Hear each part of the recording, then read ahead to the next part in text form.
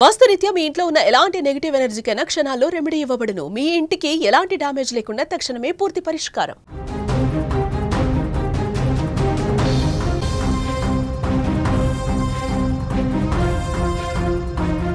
మహబూబాబాద్ జిల్లా నెల్లికుదురు మండలం రామన్నగూడెం గ్రామంలో సభ్య సమాజం సిగ్గుతో తలదించుకునే అత్యంత దారుణమైన ఘటన చోటు చేసుకుంది.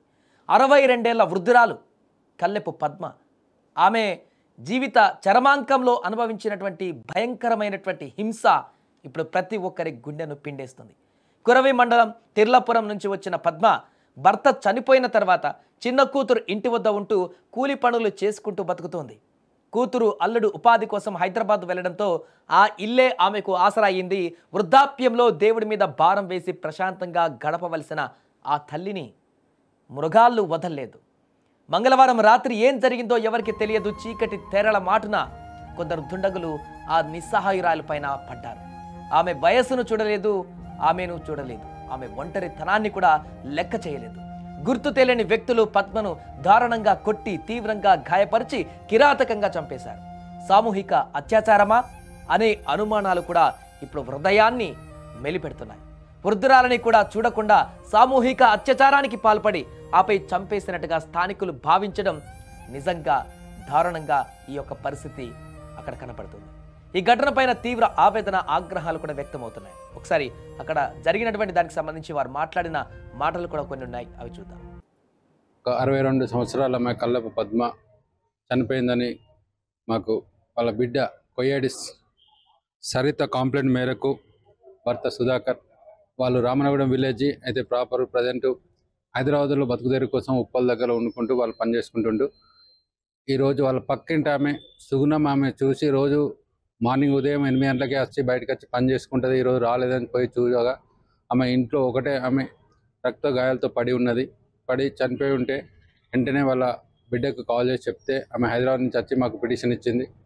కొయ్యేడి సరిత ఇచ్చిన పిటిషన్ మేరకు మేము కేసు రిజిస్టర్ చేసి మర్డర్ కేసు రిజిస్టర్ చేసి దాని మీద దర్యాప్తు చేస్తున్నాం. ప్రజెంట్ అన్నోన్ పర్సన్స్ మీద కేసు రిజిస్టర్ చేయడం జరిగింది. దాన్ని ఇమీడియట్లీ మేము వీలైన తొందరనే అక్యూజ్లను ట్రేస్ అవుట్ చేసి దొరకబడి దాన్ని ప్రాపర్ ఇన్వెస్టిగేషన్ చేస్తాము. దీనిపైన డౌట్స్ ఉన్నాయి, దాన్ని పూర్తిగా మేము ఎంక్వైరీ చేసినాక ఇన్వెస్టిగేషన్లో క్లియర్. ఇది పోలీసులు చెప్తున్నటువంటి వివరాలు. ఈ ఘటనకు సంబంధించి అనుమానాలపైన విచారణ చేస్తున్నట్టుగా కూడా తెలిపారు. ఈ ఘటనలో స్థానికులు కొంత అనుమానాన్ని వ్యక్తం చేస్తున్నారు. అత్యాచారం జరిగేటువంటి అవకాశం ఉన్నట్టుగా వారు చెప్పడం చాలా ఆందోళనకరంగా మారినటువంటి సందర్భంలో ఆ రకంగా కూడా ఇన్వెస్టిగేషన్ చేస్తామంటూ కూడా పోలీసులు చెప్తున్నారు ఈ ఘటనకు సంబంధించి. అలాగే ఈ ఘటన జరిగినటువంటి సందర్భంలో అక్కడ ఉన్నటువంటి కొంతమంది వారు కూడా ఈ యొక్క ఘటన పట్ల తీవ్ర దిగ్భ్రాంతి వ్యక్తం చేశారు, ఆగ్రహాన్ని వ్యక్తం చేస్తున్నారు. ఒక వృద్ధాప్యురాలాన్ని ఆమెను ఇంత దారుణంగా హత్య చేయడం పట్ల అసలు ఏం జరిగింది, ఇలాంటి దారుణమైనటువంటి పరిస్థితులకు కారణమైనటువంటి వ్యక్తులను శిక్షించాలంటూ కూడా డిమాండ్ చేస్తున్నారు అక్కడ స్థానికులు. సో కొంతమంది ఈ యొక్క ఘటన పట్ల రియాక్ట్ అయినటువంటి వారు కూడా ఉన్నారు. వారు ఏం మాట్లాడారో ఇప్పుడు చూద్దాం. కానీ అన్యాయం సార్ ఇది, ఇలా ఇంకా ఎవరికి జరగకూడదు. ఒక తల్లి స్థానంలో ఉన్న ఆమెని, అంత పెద్ద వయసున్న ఆమెని అలా చేయడానికి వాళ్ళకి ఎట్లా మనసు ఒప్పింది? ఆ రాక్షసులను నిజంగా ఈ ఘోరంగా ఎన్కౌంటర్ చేసి పడేయాలి సార్. ఇంకొకరు చూసి భయపడాలి, సిచ్యువేషన్ చూసి ఇంకొకరికి చేయాలంటే కూడా భయపడాలి, అలా వణుకు పుట్టియాలి.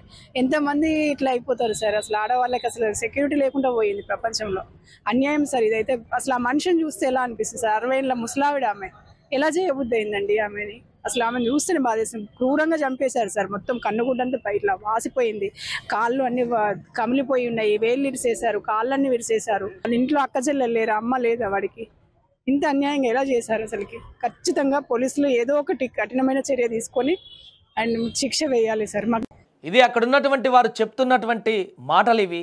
వారికి ఎంత ఆక్రోశం ఆవేదన కలిగితే వారి రకంగా మాట్లాడుతున్నారు. ఆ దుండగులని ఎన్కౌంటర్ చేయాలని చెప్పేసి అంటే అలాంటి వృద్ధురాలు, ప్రశాంతమైనటువంటి జీవితాన్ని గడపవలసినటువంటి వృద్ధురాలు, అన్నీ అయిపోయి చివరాంకంలో ప్రశాంతమైనటువంటి జీవితాన్ని గడపవలసినటువంటి ఆ వృద్ధురాలు పైన కన్నేసినటువంటి కొంతమంది దుర్మార్గులు ఈ రకమైనటువంటి దారుణానికి ఒడిగట్టడం అక్కడున్న వారందరినీ కూడా తీవ్ర ఆవేదనకు గురి చేస్తుంది. ముఖ్యంగా గ్రామంలో ఉన్న స్థానికులని.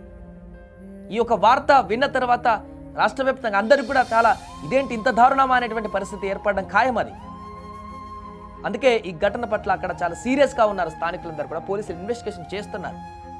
ఘోరంగా చంపేశారు, అత్యాచారం జరిగిందని ఆ స్థానికులు చెప్తున్నారు. ఇప్పుడు బయట మనం విన్నాం.